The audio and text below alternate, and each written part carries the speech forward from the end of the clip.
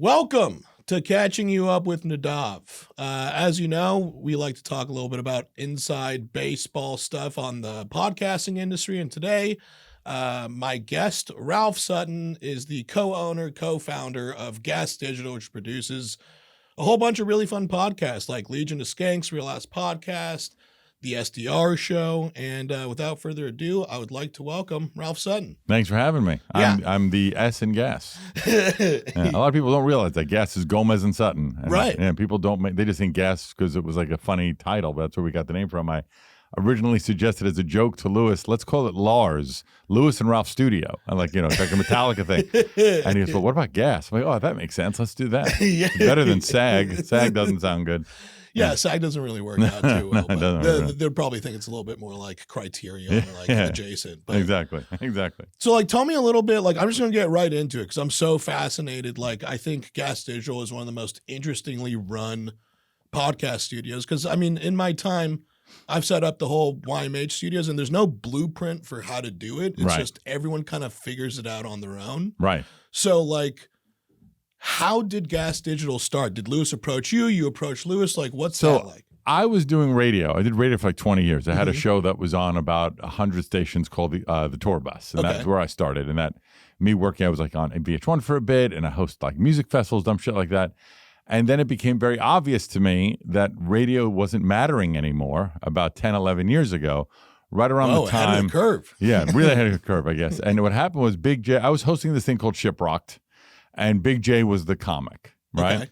And he was telling me about a podcast he had started called Legion of Skanks.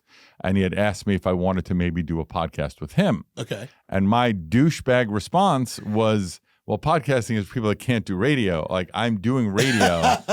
So thank you. The Howard Stern approach. Just a douchey. But at the time, it was like a year before. Because I think SDR started in 2014. Okay. So that's now 11 years ago, right? Damn.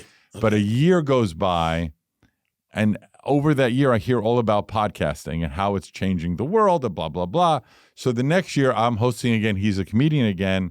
And I said, I would give it a shot if you want to try. And then he says, what would we call it? I was going to do a morning radio show called SDR. So I already had the graphics, the logo, the website. So I just sent him this. I said, how about this? And he goes, let's do it. And so that's how SDR started, right? Okay. And so SDR started before Gas. Before Gas. Okay. Yeah. Legion was already on the air, I think 2 years, maybe. Right. And they were with Compound with Anthony Before Cumia? Compound. They were at the Creek in the Cave, which is out here now. The Creek in the Cave was in Queens. Right. They were doing it live in Queens. Right. Okay. And through Jay, I met Lewis and Dave. Right. And Lewis had Real Ass Podcast, which is now called the Lewis and Zach Show. They changed the name. Smart rebrand. We have to, right? Just like SDR, we don't say what it stands for anymore. Right. Because we're changing the logo because YouTube we have to. doesn't like it. Yeah. It's a whole thing. Shut up, whatever. The stupid world we live in. Yeah. So Lewis and I would always share ideas with each other. His show was brand new. Mine was still brand new. But so not so much about Legion, but he just had started a Real Ass Podcast. SDR was just starting. And we would talk about things that would work and wasn't working and blah, blah, blah. We had an idea to do a podcast club. Okay. Instead of a comedy club, a podcast club. We were going to call it The Pod. Just shitty name, but whatever. Okay. And that was the original idea. But in looking around, if you want a liquor license in New York and you want to be able to, it was not rational to do, right? There's no way, the numbers did not work. Wait, where you were going to do podcasts and have a live audience? Live audience all the time for podcast studios. That was the idea. Whoa, right? Lots of moving parts. Yeah, a lot of moving parts. It just didn't make sense, right? I thought if we could find a cheap enough space that it could work, but the numbers didn't make sense. But I was using my second bedroom already for SDR and my radio show. I was doing both at the same time. Okay. Because I had a home studio set up. So I said, why don't we do this? On the radio show, it's 100 small stations. You put them all together, we have enough to I can make a living, So why don't we find some small podcasts that are like kind so we can sell the ads as a group? I'll use my contacts in radio and just do added value for radio ads to go on podcasts because no one knew what the fuck a podcast was back then. and we could set up a network, at least at the time being, and start building that, and then we can figure the rest out. That was the idea, right? Okay. And he and I liked the idea as well, and we started talking about it. He found High Society Radio, which is one of the earliest shows on the network, and Dave Smith was doing Part of the Problem, and he had Real Ass Podcast, and I had SDR. So it was 3 shows that were attached to Legion of Skanks, and HSR was our 4 shows that we started with in my apartment's 2nd bedroom. Right? Wow. Okay. And at the time, 3 of them recorded on Monday, and I did my show on Wednesday or something like that. So it was like one shitty day. How many people did you have just cycling in and out of your house? At the time, it wasn't so bad. That first day, that first like 3 months, it wasn't sounds bad immediately. Yeah, it was just one bad day. Okay. Like the Monday was bad. Okay. Right? And that was like, okay, but I looked at it as a greater good. You but know, was it just talent that came in, or was just it like talent producers and like one producer that was doing everything? Okay, all right. I actually, which was so ridiculous, I've always been techie, right? I was wanted by the FBI for computer hacking when I was a kid. It's like I like tech, right? I had to get a lawyer. Good fucking partner. Yeah, okay. yeah. And so I even, when we started building the studios, because at the time SDR was audio only and my radio show was audio only, to get a fucking TriCaster, the things were like $10,000, $15,000. Oh yeah, back in the day. I'm like, there's got to be a better way. And I found some card that you plug into a computer that came with only Japanese instructions. I used Google Translate to find out how to fucking load the drivers, right? And I built a multicam studio for under $1,000 using Logitech cameras and this device. And I used to, which is hard to believe, did the show with Jay I set up my phone, I don't even know how the fuck I did this, to switch cameras, run intros. So I'd be talking and just doing it doing everything on my own. Right? This is wildly crazy. impressive. Yeah, really crazy, right? And like it would run the intro, it would start the record. I don't even remember. You didn't get some fucker like straight out of college to figure No, we this were out? doing Also, I've always liked tech, so it was fascinating to me. Fucking A, okay. Even like in the radio show days, we used to be live on satellite, and then the satellite had a decaying orbit. They knew it was going to go out of the sky, and then they started telling people they were going to charge a fortune for this new digital satellite. So we made a decision to go to CD, right? And at the time, a 1 to 10 burner was like $12,000. This is years ago. I remember that. And I was like, fuck that. I found Just a schematics tower online. of burners. A tower burner. Yeah. I found blueprints online.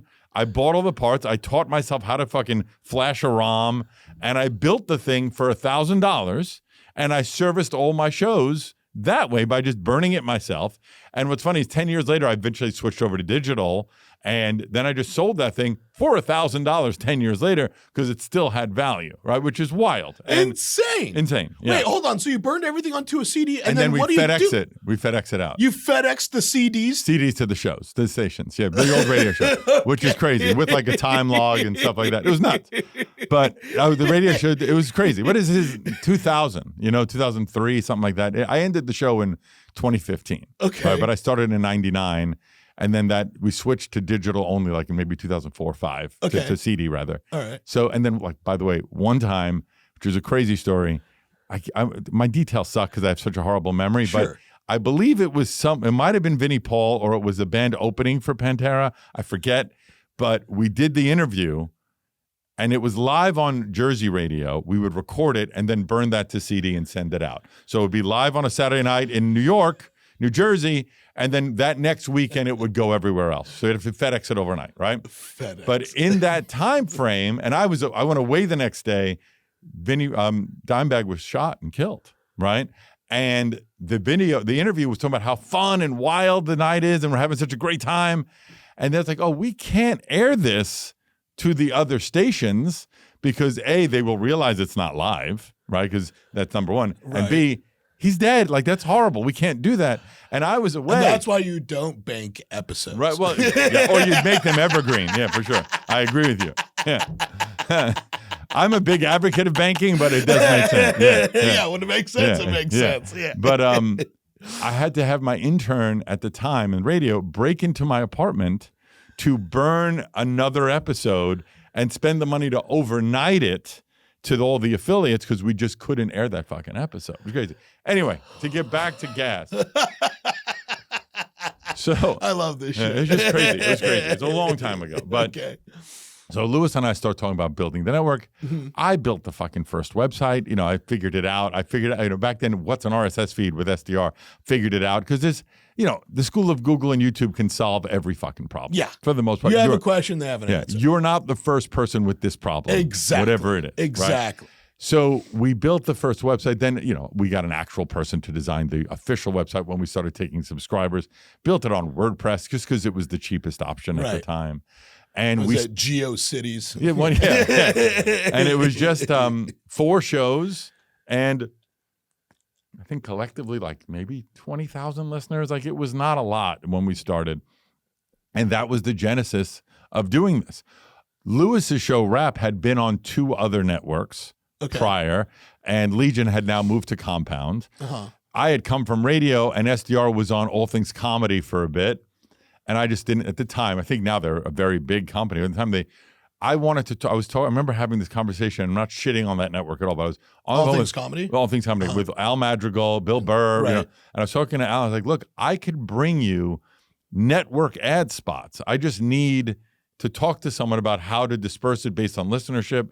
And literally their response was something along the lines of, just sounds like a lot of work. And I was like, yeah, but then to make money? Yeah, you're going to make money. Like, I want to sell ads. Like, so this was so early on, I don't even think they were selling ads. If it makes dollars, it makes sense. Exactly. So that's when I said, well, maybe like we shouldn't be on this network if they're not into the idea of selling ads. Let's take a quick break from the show and thank this episode's sponsor, CBDistillery.com. You're eating clean, you're not using harsh chemicals at home, so why are you still taking pills you found on your friend's floor for back pain? With CB Distillery, get natural plant-based solutions for sleep, stress, and muscle pain that actually work. The numbers don't lie. 90% of people report better sleep with CBD. Stop counting sheep and start getting sleep. Look, I'm someone that has trouble getting to sleep, staying asleep.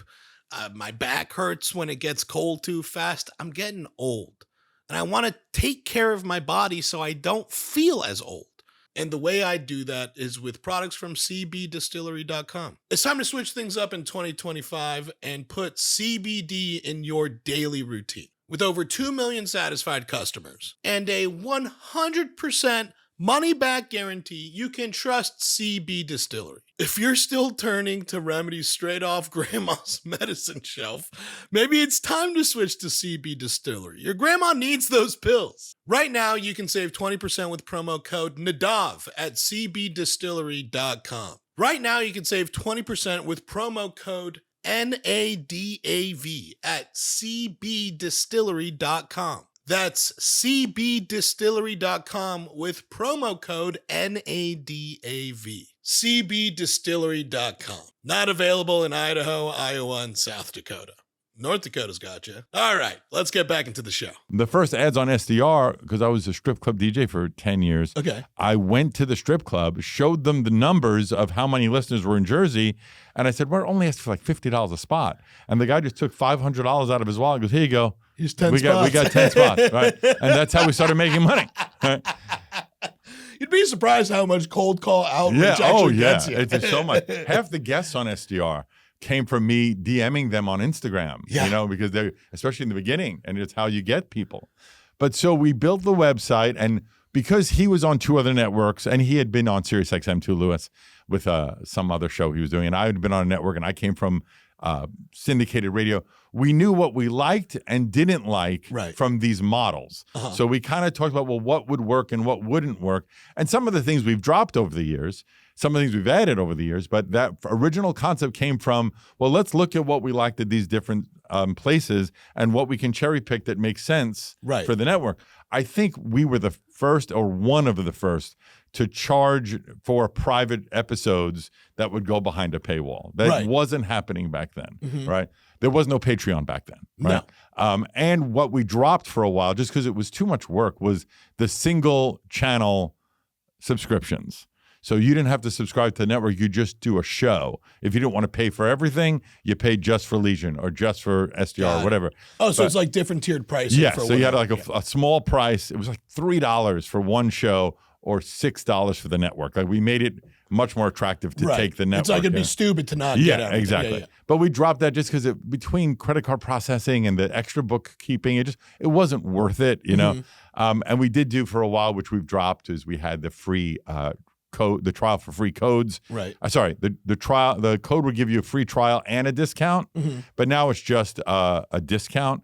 Because people will figure out a way to fucking abuse the free trial. So if I just use a different email, I could just get free trials. We've tried everything between tracking the IPs or tracking it. They're gonna fucking figure a way around. Podcast listeners hate paying for podcasts, and that's why and also I think at the beginning we only did 10 free episodes, and now we do 20. Like we figured out things that worked and didn't work. We found that by giving 20, we would get more paid subscribers. So it just made sense. A lot of it was trial and error. A lot of it was like, you know, we built our own servers because we knew that's, all the world we live in now is going to be harder for censorship and stuff like that. Right.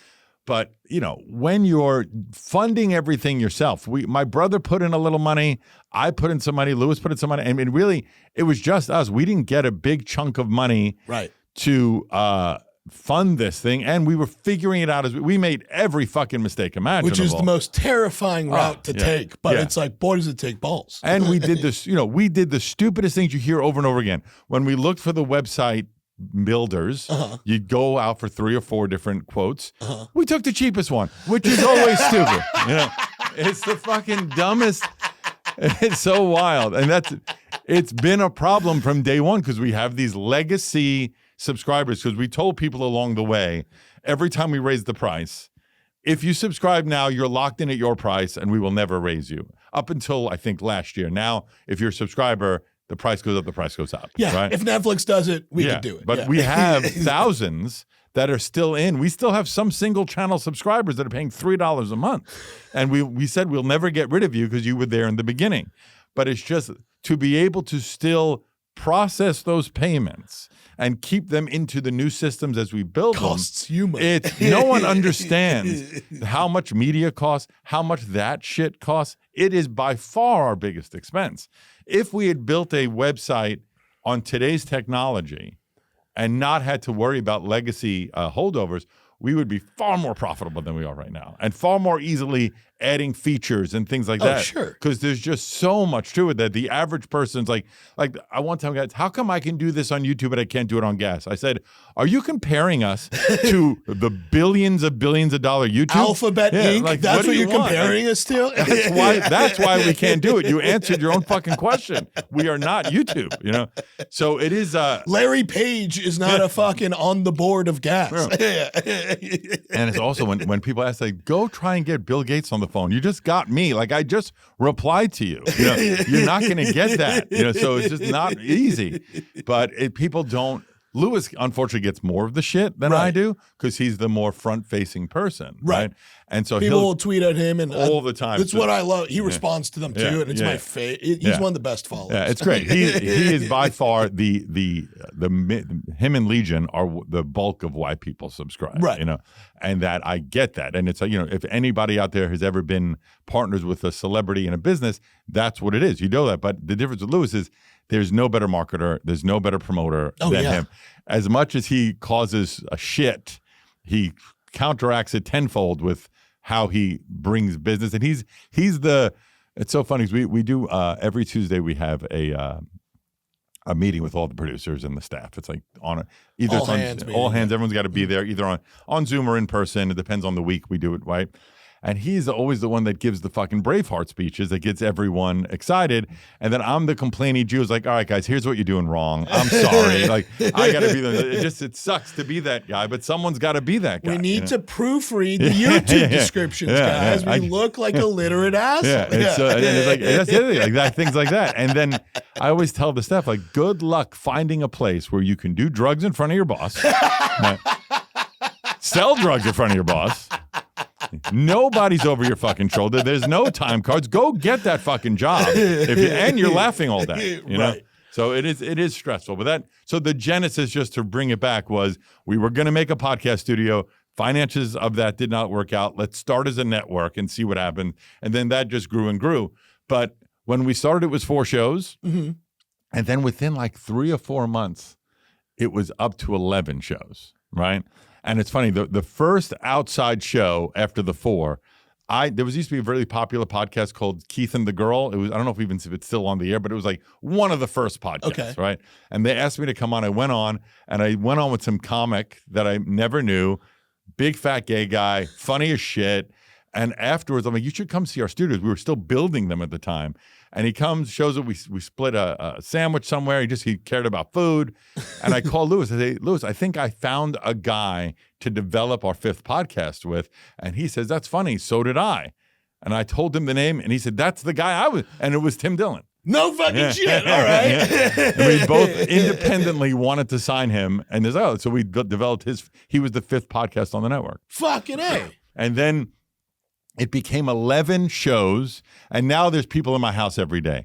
They're fucking drinking my alcohol. They're eating my food. They're breaking shit. They would break shit and hide it from me. And then I would go look and I'm like, oh shit, my mirror's broken. Like, oh my God, like what happened? The toilet's overflowed. Someone shoved a towel once in the toilet. Like animals, right? And I was to the point. Yeah, when do you say enough? When you're like, we need a facility? I was getting close. You guys do this 12 or 13 more times, I swear. So I am known on the network as the perpetual, fat old bachelor. Even though I'm 55, I'm still single, and I go on dates. And I would say to the guys, and now there's like 5 or 6 producers. It's all in my house. There's never a day where no one's in my house. I said, look, I'm going on a date. I will be home by 10. I don't want to see anybody here. Make sure the place is fucking immaculate. It's a first date. I'm going to try and bring her home. So I bring this girl home. It's like 10:30. And the elevator opens into my apartment. That's one of those New York things. Opens, and we open into a room full of 9 guys sitting on my floor, like all look like fucking animals. The girl thought she was going to get gang raped, right? And she's like, "What the fuck?" I said, guys, what are you doing here? Like, oh, we decided we wanted to do a bonus episode, right? And I said, well, fucking hey, no one told me. Like, I lost my shit, and I called Lewis the next day, and I said, that's it. Like, if we don't find a place to bring this, we have to shut it down. I can't. It has to get shut down. Yeah, that's a tipping point. Yeah, and I started looking around New York. I made finding a space a full-time job. We had signed and lost 3 spaces for dumb reasons, right? One, thankfully my family was in real estate at the time. We found a great spot, unique, like separate entrance. We were looking for something a little more speakeasy vibe-ish, And it just felt weird to me, the place. It was like too good of a deal. So I had my cousin who runs the real estate agent that my father used to own when he was alive. He was part of, right? And it was the C of O, the certificate of occupancy, was for a storage unit. So it wasn't allowed to have people in. So I said to the owner, the landlord, I'm okay with this as long as you put in the lease that we're both aware that this is not for human entrance or whatever the right terminology is. But because what he could have done is we spend the money to redo the place, then he could just call in the violation. We get kicked out, and he's got a brand new place. Right. So I wanted it in the lease, and he refused to. That he knows. Yeah, and he's accepting it, and then any penalties he would at least split with us, and that we would never be kicked out for it. Right. And he wouldn't put in the lease, so we had to leave that. But we had already paid for the plans. We already started, but whatever, right? And then the second place was in the which is a great building, the Led Zeppelin building in the East Village. Okay. If you ever look up the album cover to Physical Graffiti, it's on St. Mark's. I'm like, how cool is that to be the first tenants in this space in like 50 years, and we're in the Led Zeppelin building. It's so fucking cool. And there was no C of O because it's so old, so you could do anything. It was great, perfect. And it was a basement that was almost designed, it was all soundproofed already because it was all stone, right? And Isn't that a blessing? It was amazing. And it had like 3 separate rooms for 3 studios. I'm like, wow, this is amazing. And it was a great deal because we'd be the first going in there. And then the landlord, as we start doing this, says, I realized we need access to the first 6 feet of the space for garbage for the building.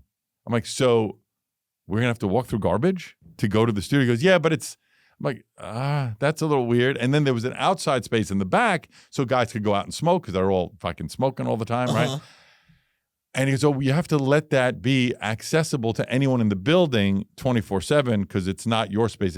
So we have to leave the doors unlocked? Don't like that. And I said, well, fuck this, right? And I canceled that one. And we had already made the plans because we got approval. God damn. Yeah. Oh my God. Crazy. Yeah. And then we found a third spot that Lewis liked the most because it was very centrally located right in not Union Square, but like a block or two from Union Square. Okay. And it was Easy like to get to. For very easy to everybody. get to. But it was in a co-op building.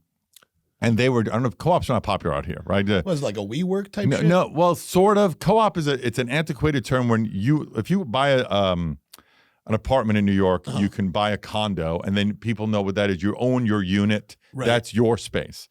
In a co-op, you're buying shares of a corporation that are represented by your space. The difference is that everything has to be approved by the co-op board, and it's much messier. Right, so we could not. You have to get like 50 yeses yes, from strangers for everyone. Okay, and so anything we wanted to do. So even just submitting our proposed plans was taking weeks, like weeks and weeks. And I the whole time this fucking studio is still in my house, and I'm dying. So I said, "Fuck this! I'm gonna find a place." While we were waiting, I went on Craigslist, right? And it was a Monday. I found the place. I went, looked at it. I called Lewis, said, "Lewis, I found something. Come see it." I can't see it right now. He was doing something. I said, "I am signing this fucking lease. I don't care." So I signed it Monday. I had the keys Wednesday. He saw it the Tuesday. And then we moved in, and it's 4 blocks from my home. It's everything we wanted. It was a great price. And then within a year, like 3 or 4 months, we built that studio and got it out of my house. But there was a wild time in the beginning where there was so many problems that thank God it was 4 blocks away, because very often midstream something happened and the team would run to my apartment and then pick up the show again, which was nuts. And I, for those 3 months, would only like hang out. If I was on a date or whatever, I would only pick restaurants within 2 blocks of everything. So that in case anything, because I'm fixing the cameras or whatever. God. Yeah, it was a crazy time. It was a really crazy time. So at this point, like, are you guys already have the subscription going and you guys are like turning a profit, or are you guys still going off your own like money that you're throwing in? So we were profitable pretty early. Great. Right. But as you expand, like it's like classic ebb and flow. Like as the shows get more popular, right, it starts churning. Yeah, it starts making cost too much money to run the media. Right. You have to bring on new producers. Right. And the prices go up, and then you're losing money again until the next bounce back. And then we've had ups and downs for sure. Every year from 2016, which is when it first started, May of 2016 was when we opened the doors, so to speak, right, of the website. And then it was 2018 when the actual studio spaces opened. Okay. Right. And that was one space with 2 studios, a big one and a small one, and a little lounge area. We outgrew that. And you guys could simultaneously record at the same time? Simultaneously record and simultaneously stream, but we never did that. But sometimes we do rentals as well. Cool. So sometimes the rentals would be streaming to YouTube, and we would be streaming to our network. Gotcha. Right. I remember like Rogan came by. Rogan used the studios a couple of times. Right. Tim Dillon now still will. Right. And a lot of times people come. I set up just because for the SEO of it, I had the idea, let's get nycpodcasting.com.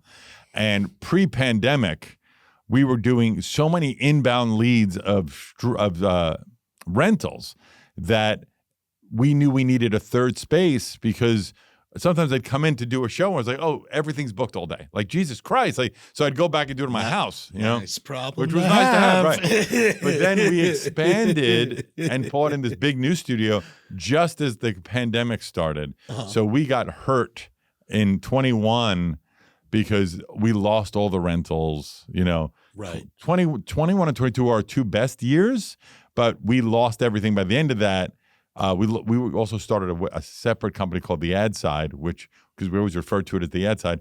So we sell ads through a different company. Oh, so gotcha. The Ad Side, technically, Gas Digital is a client of The Ad Side, Gotcha. And NYC Podcasting rents studios. So Gas Digital, the company, then there's Gas Digital Network, New York City Podcasting, The Ad Side, right? Gotcha. And The Ad Side sells, for a long time, one of our best clients was Kill Tony, Ari Shafir. We were selling for Mike Tyson's podcast. We had a lot of good runs. Fucking rad. But we lost a lot of them during that time just because, like, Kill Tony got bought, somebody got bought, whatever. But they keep on shifting. It is what it is, yeah. And also, shows get too big for Gas Digital, like a Tim Dillon, and then they go out on their own. Or Are You Garbage was on our network. They get too big, they go out on their own.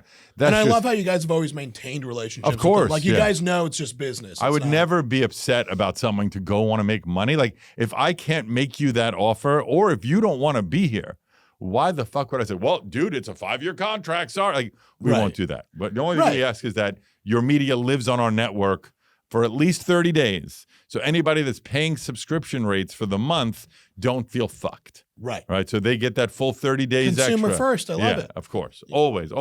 I would say it's talent, consumers, staff, then Lewis and Ralph. Right. Always. It's always been that way. Fucking love that. Yeah. So as you guys start getting bigger and bigger, like I know that, whenever we started adding a show, I start doing the math like, fuck, we have the perfect amount of people to run 3 shows. But now that we have 4 shows, it's like, it sucks. That's a new bottleneck to try and solve. So like, how do you guys go about finding people? Like, I know you guys always did intern Olympics type stuff. Is it starting there and then building those people up? Or it is. It's funny is that most of the people have learned. I taught everyone in the beginning, right?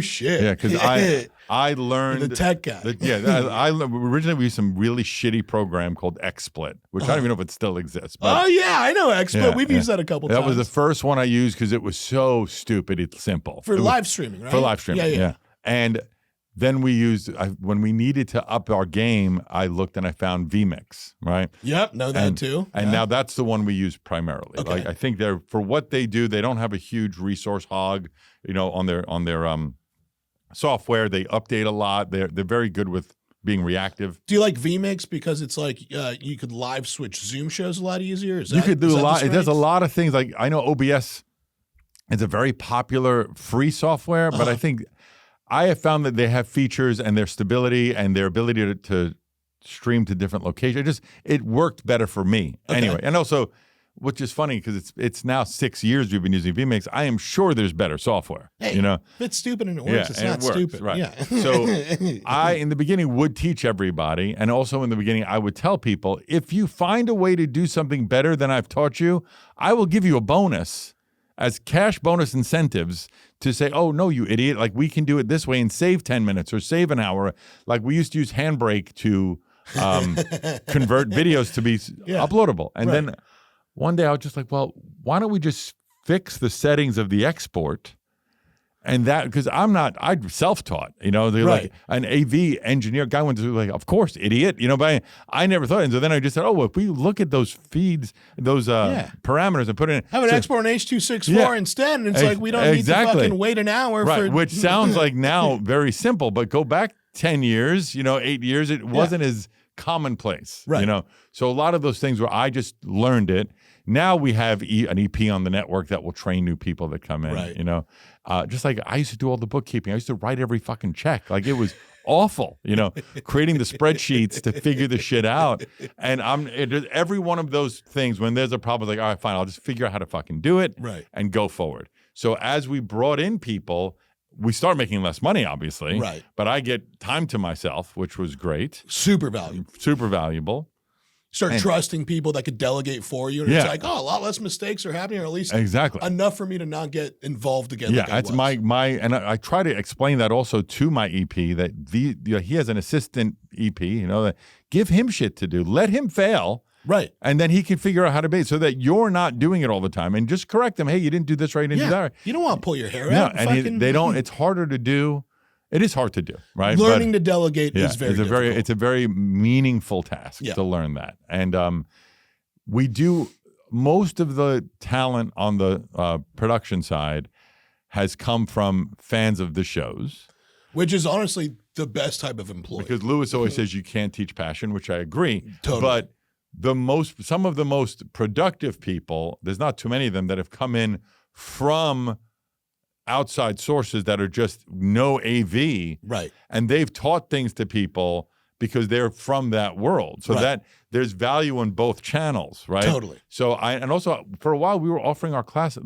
Anyone that on our team wanted to go take classes in production, we'll pay for it. Smart. But a lot of them didn't want to do it, which is wild also, but I get it. It's, Yeah, look, they're snorting and selling drugs at work. Right, exactly. They're only there for that. They don't have production's a side gig.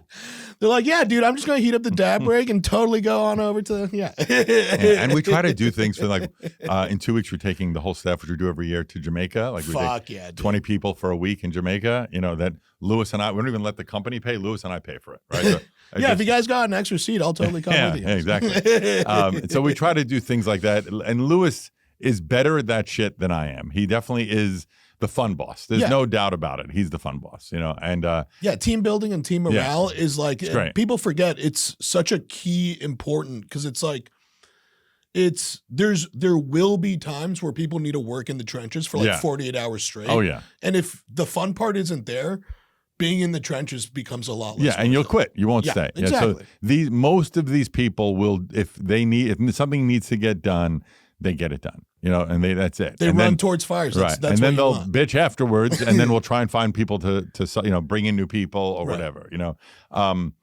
Now it's been, now that AI has come along, I try to tell them all, just fucking, I don't care if you've been able to figure out a way to reduce your workload by 50% because you're using AI. You think I'm going to dock your pay? I'll be fucking thrilled that you're doing that. I want you to do that. Right.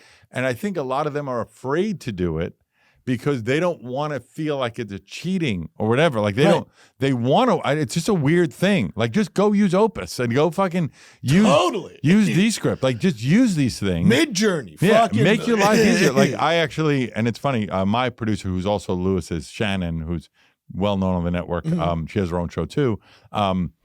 I was showing her because we do dumb things on SDR all the time, like dumb games. Like last week was guess the Urban Dictionary phrase, right? Things like that. And I just used AI to make a shitty intro, which I used Canva, has one simple enough, their AI tool. Right. And then used Udio to make a dumb song intro, and then just put them together with CapCut. And there's your intro. It took me 5 minutes. Is it great? No. Are we using it every week? No. We're using it for one dumb segment, right? But it adds a little spit and polish, and it makes it seem better.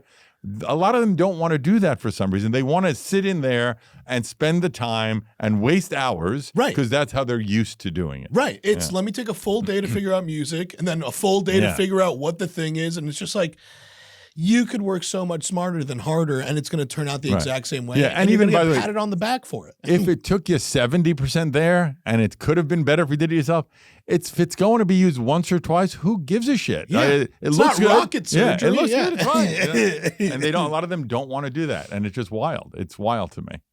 So at this point, how many shows do you guys have on Gas? Right now, it's about 20 shows. 20 it's shows. About 20 shows. It changes here and there. Sometimes we put things only behind, like there's a couple of exclusive just behind the paywall shows, but public facing, I believe it's 20 shows. Yeah. And then what is, if you don't mind me asking, you don't have to answer any of these, but like what's your staff situation like? We have about, if you include the tech, so it's to some people that work offsite, like the tech teams for the website and stuff like that. A lot of them are offsite, so I won't include them because they're separate companies or separate. Let's call it day-to-day employees. Yeah, there's 20 people, 25 people. Okay, cool. So it's about like an employee per show. In general, there's about there's an EP and an assistant EP, 2 engineers, 6 producers. Then they have like 2 graphics people, maybe graphics people, 3 ad sales people, 1 head of ad sales. Oh, perfect. And then me and Lewis, and I'm probably leaving out 1 or 2 people, Honestly, a couple of 2 social media people. Internal ad sales is probably the most crucial part. Yeah, that's all the ad side. That's a separate team. It's one of, as we grew, we took, the place that we took had 3 spaces, right? We took the first space, and then the super lived in the end space, and there was this crazy lady in the middle space. The super left, and we converted that to, originally, we were doing our own T-shirts, so we did that there, and then the middle. You had a merch spot. It was it was called Merch Engine, and what's funny with that, me and Lewis would argue because both of us have to be willing to give in sometimes because we're not going to always agree on everything. Right. He was adamant about we should do our own shirts, right? So I figured it out because I do like the puzzles, and we got to a point where we could make a gorgeous shirt for about $6, right? A really well-made custom label, custom hang tag, but maybe we could do 75 shirts a week, right? Oh. So it's not enough, right? Okay. But then what I was saying, because then you have to invest in better equipment, whatever. But my argument to him one day was, if you told me Gas Digital made the best podcast on the planet, somebody wrote that up, I'd be like, fuck yeah. If you told me Merch Engine makes the best T-shirts on the planet, I don't give a shit. I don't care. It's the wrong business for me. I don't want to be in that business. So we tinkered with that for a couple years. It never really made money. It just caused problems. So now we're off. That's going to another company. We're going to sell T-shirts through one of these companies that has warehouses all over the world. Right. Like, why are you we had to, if you ordered from Europe, you had to pay fucking more than the shirt, Right? Because we're printing it here. But anyway, if you guys need a good merch guy, I got they found somebody. Right, that cool. Lewis found somebody. But so now that side is the ad side. That used to be the merch side. That's where they come and do that. The middle space is now my office. We took over that space and the newest studio and like a lounge area, and production. And then the other side is where it used to be. The lounge area is now also more production and another like kitchen and stuff. So people can do that. It works out now. It feels like there's enough space where we weren't on top of each other. That's beautiful. Yeah. And so you guys have like kind of created like a fun little like it's a real space, community, like family. Yeah, it's a real creative community space. There's an outdoor area. People come to hang. You know, it's very common, especially when it's spring and there's like now it's fucking miserable in New York, but when it's spring out, people will just come by to see what shows are recording, who's there, and when all 3 studios are going and the ad side people there and there's phone calls and people outside, there is a great energy there where it's fun to just be there. It feels unique and fun. Yeah. Right. People are showing up on their days off and they're just like, this is just where my friends are. It's a fun place to come hang out. Totally. Yeah. So, and maybe this is completely off, but like it's with Skankfest going on, is that gas station involved or is that Lewis? And so Creek we are involved. And we are involved as production assistants and our staff is part of it. Right. We used to sell the tickets through our company, but to me, it wasn't for Gas Digital. It's not. We sell the ads for it as well as the sponsorships and stuff, but it's Gas Digital adjacent. And when Rebecca and Christine, the 3 people that own Skankfest, started, they asked me to be a part of it, and I just knew that the work that was going to be involved, and I bowed out. Well, it's fucking. It's just not worth it. It's not worth it. Tens or hundreds of comedians. It's their awful. travel. I mean, it's they built something unbelievable, and SDR has been there a few times. And I'll go. I didn't go this past year because I had a surgery. I couldn't go, but it's amazing what they built. Yeah, they use probably most of our staff. Our staff gets overworked, and every time. Leading up to Skankfest, I can tell. I wouldn't even have to know that Skankfest is coming because everyone there's overworked and miserable, right? Right. They're doing 2 full-time jobs, right? Right. But it's an amazing thing that they built. I'm glad I'm not a part of it, but I'm glad that Gas Digital is associated with it, if that makes sense. Absolutely. No, I went to it 2 years ago, and it's by far one of the best community environments I've ever been in, where it's like there should be so many risk management and safety concerns, and yet it still kind of ends up working out. Yeah, it's a wild thing. Yeah, it is a wild thing. I give them credit. They've built a hell of a fucking festival. And this year it's in New Orleans, and I give them credit. When I was doing radio and stuff, I hosted so many fucking festivals, like music festivals like Shiprocked, and there's one in the Sturgis Rally and all these things. I just don't enjoy them anymore. I'm 55. Like I don't fucking. Rally. I hosted the Sturgis Rally for 6 years. It was like 100,000 people at this venue. It was nuts. Yeah, but all motor clubs. Yeah, it was ridiculous. Yeah. And I've never been on a motorcycle. I was such a poser, right? But terrifying shit, dude. But I don't enjoy it. I don't. At this point in my life, I'd rather be home sleeping. Right. I just don't care. I got into health. I got into being like your guys here all obviously care about health, right? So yeah. I would rather. I barely drink. Yeah, we're all health gurus. Yeah. So obvious. And so I know especially at this point in my life, I know what brings me happiness, and I'd rather do things that bring me happiness, and that's not one of them. Right. Yeah. Sometimes you hear stuff like it's like for the longest time in my life, like going to the gathering of the Juggalos was like on a bucket list for me. And the older I got and the more knee and back problems I had, I was like, where's the closest hotel? And they're like, no, dude, it's a tent on the mud. And you're like, oh, all right, that window's closed. Funny that with ICP, ICP is the coolest. We tried to get them. It's funny. They've forever been trying to get them to be associated with either Skankfest or on Legion. Zach Amico, who's Lewis's co-host, is one of the biggest fans forever. Oh, yeah. And it just never happened. Well, right? They brought Violent J to a couple Skankfest. What happened was a few years ago, 2 years during the pandemic, he was supposed to come on SDR through Zoom. Okay. And it got rescheduled like 5 times. And one of our producers, who's also a Legion's producer, G Mike, who's a huge fucking ICP fan. Okay. And it was like the first time that we were going to be associated with ICP. Violent J was going to come on as a Zoom guest. And we're waiting. And G Mike said, by the way, can I just listen in the background? And please, at the end of the episode, I just have one question. Just throw it to me, turn my camera on. Okay.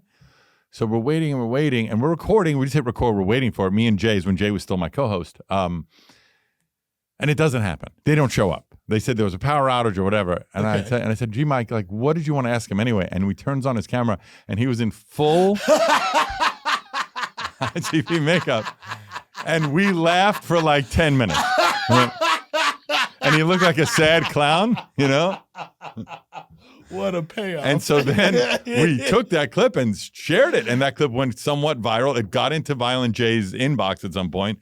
And then he reached out to me, he goes, what show? Like, I didn't even, like, it never even got to him because, you know, most of the times it's publicists that get in the Right. They're like, oh, yeah. They're the hugest fans of you guys. And they show up and they're like, what? Who are you? Like, so then he ends up doing the Zoom. We get along great. And then, you know, he comes in the studio. The next time he's in town, he texts me. He's like, dude, I'm in New York. I want to do the show. Like, so he did SDR. So we built a friendship, and then I said, you should meet like the actual like reason why you're here, like these guys from Skanks and then that's how he got a part of Skankfest was because of that. That is hilarious, man. And now he's like a part of the community. He's actually he might be doing a podcast for gas soon, like we've been talking about. No shit, dude. Yeah. That's so fucking funny, man. Like it's so funny because like it's from the outside, you're like, oh, fucking ICP, who knows? Yeah. When you talk to them one-on-one, I remember we had Shaggy 2 Dope like doing some stuff for YMH. Mm-hmm. Every time we talk to him, we're like, yo, you're super nice. Yeah, like, I mean, I don't know Shaggy, but Violent J could not be cooler. He's just such a fucking good dude. Yeah, we had because Dr. Drew was a big part of the network for a minute. And he's like 100% vouches for both of those dudes. Funny. And it's like, Dr. Drew vouches for these guys. I mean, like, I'd imagine he has a good judge of character. You hope. You would hope. Right? You would hope. But then I remember I was there for Legion of Skanks when Violent J was at Skankfest. Oh, yeah, that was a wild episode. And he was just fucking fucked up. Wired on shrooms. And Drew was just trying to put as much distance as possible between them two. Like, bro, shrooms works a lot different than you think it does. It's funny on SDR because you know, me and Jay did it for 10 years, and now me and Dov Davidoff he's out here this weekend. Dov, we do it, but we would get shit because I don't do any drugs, and the show's called Sex, Drugs, and Rock and Roll. You know. And then I just made a dumb statement once, like, hey, if we ever break 1 million listeners, I'll try a drug on the show, right? A drug, yeah. Like, that's they've never done anything, right? And then I forget it because radio, you say it once and it's done. Right. Podcasting, people go back sometimes. It's written in ink. Yeah, and then when we broke the 1 million, people were like, hey, man, you said you'd... I was like, fine. So I tried weed edibles, and I passed out on the show. And like literally hit the mic. And there's a clip of it somewhere where Jay, they thought I was going to die. Like, holy shit, like, it's not funny right now. Ralph's going to die, right? And then once a year, I tried a drug. 6 years in a row, I've tried 6 different drugs once. Live on the show. Which ones? Mushrooms, I was drooling the whole time. Great. Molly, it wasn't Molly, it was crystal meth. I was up for 3 days. Jesus Christ. Right? And then we got a drug testing kit company to sponsor, and we got actual Molly. Smart. Then for my 50th birthday, I thought it would be funny to snort cocaine off of a porn star's ass, so we did that. At 50? At 50, first time doing coke. Let me just say, you look great. Oh, thank you. And then COVID hit, and I thought it'd be weird doing drugs in my house by myself, so we didn't do it for 3 years. And then a friend who was a friend of the show, TJ Miller, he said, hey, dude, like, you do drugs on, like, I want to do drugs with you. So him and I did Whippets on the show. He came in to do Whippets, and that was at 53 or 54. And I think I'm done. What am I going to do? Heroin? Like, I think I'm done. Look, man, ketamine is nice and clean. Yeah, it's like you'll be fine in an hour. Like. So I think I'm done. Yeah, I think I've done enough. So, and now I can say I've tried 6 drugs. You know? Dude, that's a good run. Yeah. That's a good fucking run. But you are into all this health. Like, as I was like looking stuff up on you, you have a book on Amazon, the 100% guaranteed to get healthy. Yeah, but it's so what happens? I gained 100 pounds when my father died. I got miserable, and then COVID hit, and we're all baking bread like jackasses. So damn. Okay, that's like all stacked on top of it. Well, father died like 2 years prior. Like he died, probably like 2019, I think he died, and then 2020 COVID. And then I gained, I don't even know, I always say, I don't know what my maximum density was, because after 20, I stopped going on the scale, right? Yeah. I'm almost 6'6". I should probably be 230, 240. Couple sets of new clothes that you had to get. I just was living in sweatpants. I still live in sweatpants, but I could, it was horrible. And then one day when, what's his name? Tony Hinchcliffe was on the show with me and Jay, and Jay challenged me to do a pull-up. Not like he could, but I was like, yeah, I could, because when before this, I could easily do 10 pull-ups. Right. You have the confidence of old you. Confident and delusional. And I couldn't do one. And then the camera angle was on the side. Oh, no. And I was like, oh, I'm a fucking fat fuck, right?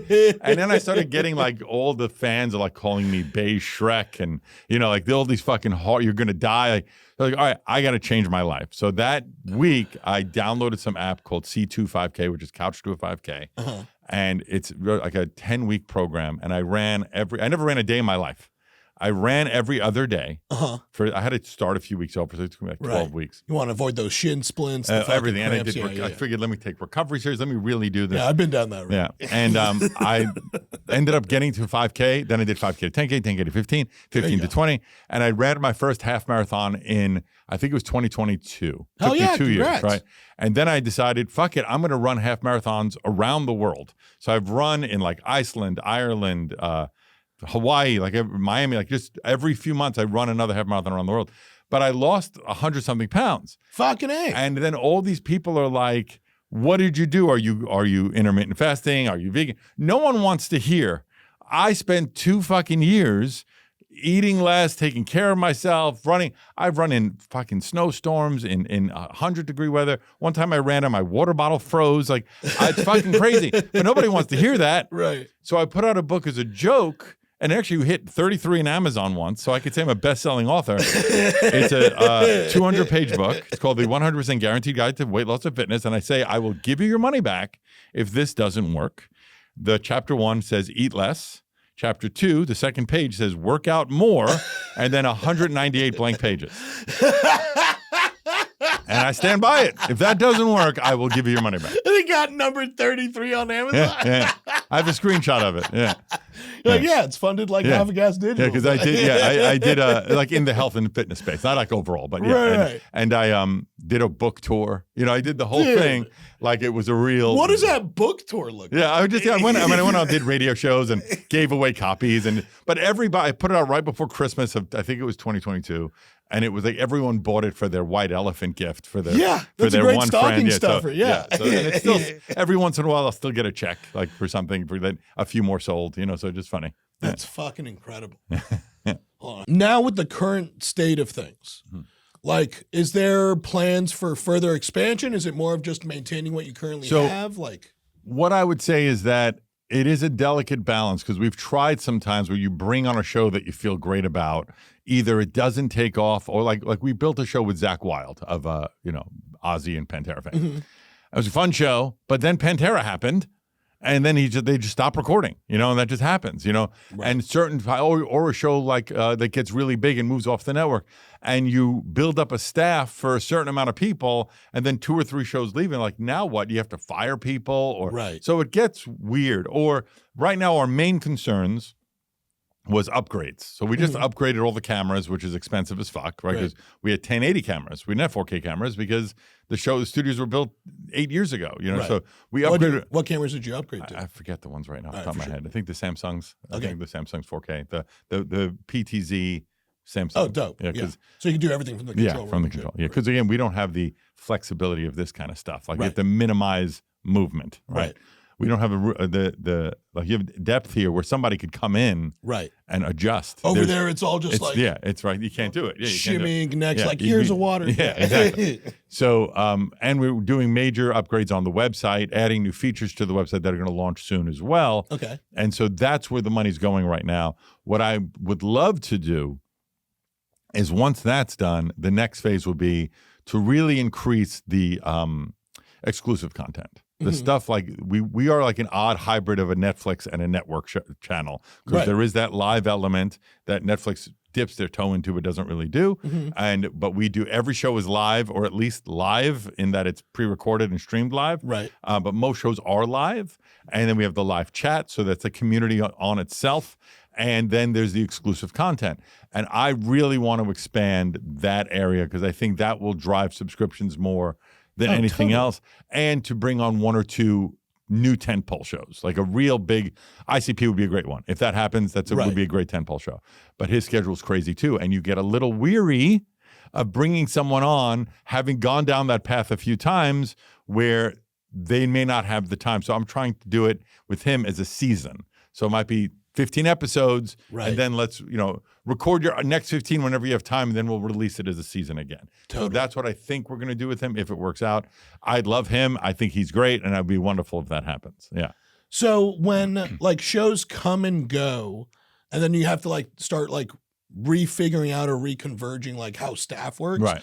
Does it get really sticky, or does everyone kind of know how it goes? It's or is sticky. It is rough. It is like Lewis is the most loyal fucking person on the planet. Yeah. Like I would have fired half the staff 20 times. And he does seem like a sweetheart. He's a fucking He loyalist. puts up like a whole front, but every time you actually read like underneath it, it's like, yeah, no, he's a good person. Well, I wouldn't be in business with him if he wasn't a good person, So our team has been our team for a long time. The few people that have been let go or quit are few and far between. It's not that many. Most of those people have been here for the long haul. Right. You try and make it work. Like, sure, this show's going away. Let's see if we could figure out a way to use it. Or we start using people as hybrid employees. Like maybe they'll engineer a few shows and maybe produce or do post-production. Like there's ways to make it work. That's why I left out, by the way, a couple of post-production people when I gave the list of people before.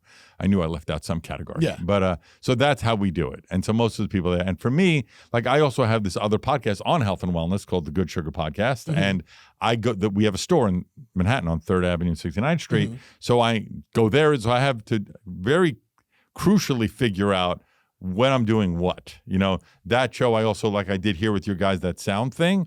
I go try wackadoo health things and then report back on the show. And that store is vegan with no single-use plastics, and we're opening up another location soon. They'd love some. Yeah, it's great. They'd love your report on the Opus. Oh yeah, I'm going to talk about it for sure. And so that and Lewis is has a coffee company that he's bringing along soon, opening soon. He's opening up a coffee shop. He's releasing a coffee brand. Okay. Yeah, I think it's going to be like a nootropic-y kind of trendy coffee. Sick. I don't know much about it, but that's his plan. So we also both have other interests. I also have some real estate investments, whatever the fuck. So that's good. Diversify. You're doing the Jew thing. Yeah, the Jew thing is good. Yeah, it's so working. I'm trying to figure out how to spend as much time at Gas Digital that is valuable time, as opposed to when I'm at Gas, I try to separate, like nothing else is happening. Same thing with the other two things in my life, but. Right now, I believe that I've been wanting to do a game show for a long time. So I think a game show just for subscribers where they could win shit would do really well. That's one of my goals. I also have a really good idea for a new podcast, but it requires a lot of research. And I know I don't have the time for that. So I have to see. Plus, I have a new co-host. Dove's new, Right. So we met through a girl that I dated once or twice. Text me when she was listening and heard that Jay was leaving amicably. We're still friends. Yeah. His schedule is just too crazy. Right. And she says, hire my boyfriend for your. I said, who the fuck's your boyfriend? Like, I'm not just going to hire you just because, And I looked him up like, I follow this guy. I didn't know him at all. And we met. We liked it. I was trying to figure out, I did an episode with TJ Miller. We did a few. I was going to do one with Chris Barron, the singer of the Spin Doctors. Like we had different people coming, just filling in here and there. Josh Adam Myers. I was finding people, and Dove was one of them. And what I liked about him is that he is funny as fuck, right? He's a very funny guy, but he is far better educated than me, far more well-read than me. He brings an element that as we're trying to get away from the censoring of cock and ball humor and sex, drugs, and rock and roll and try to be a little bit more mainstream, he brings that in a way that I wouldn't. Right. So that's great that he's there for that. And it's been a really interesting. Like we went to LA together to do some podcasts. We're here now I'm doing a show after this. And so that's been a lot too. So all these things are taxing on my time. Oh yeah. But the goal for me would be to get that game show going. I don't need to host it. I just think we need a game show, and I'd love to do my other podcast. That would be great too. But I won't say it on mic, but I got an idea for you for this game show stuff. Okay. Yeah, I have a funny one too. But yeah, we'll talk about it. Yeah. Well, Ralph, thank you so much for coming on the show. I've been loving to just learn how other podcast networks function. And without a doubt, I think you guys are crushing it in New York. You guys are the coolest, best, like putting out the best content that I think comedy fans like out on the East Coast. I appreciate it. It's wild is that out here in LA, there's a lot of like kind. Right. In New York, I don't want to be an asshole by saying this. I could be wrong. No, and I'm you're not- right. But I think we're the only ones. I Yeah. don't know, because there used to be like 6 networks in New York. There was Riotcast, there was Stand Up Labs, like there were all these companies. None of them are still here. I think they're all either bought out, gone, went out of business, broke up, or whatever. I think, and I could be wrong, so I apologize. Well, what about that? No, I don't know if there is. I'm forgetting it, but I think we are the only ones on the East Coast now.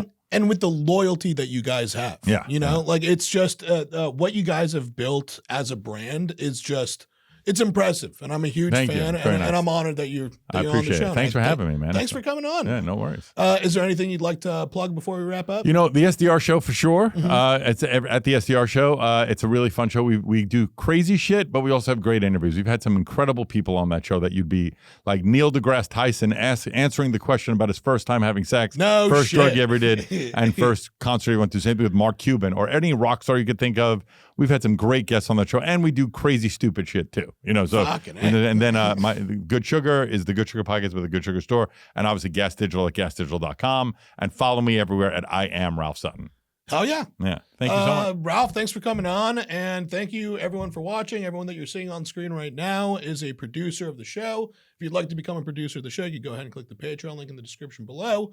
But most importantly, I'd like to remind you, this is all unconfirmed news. We'll see you next week.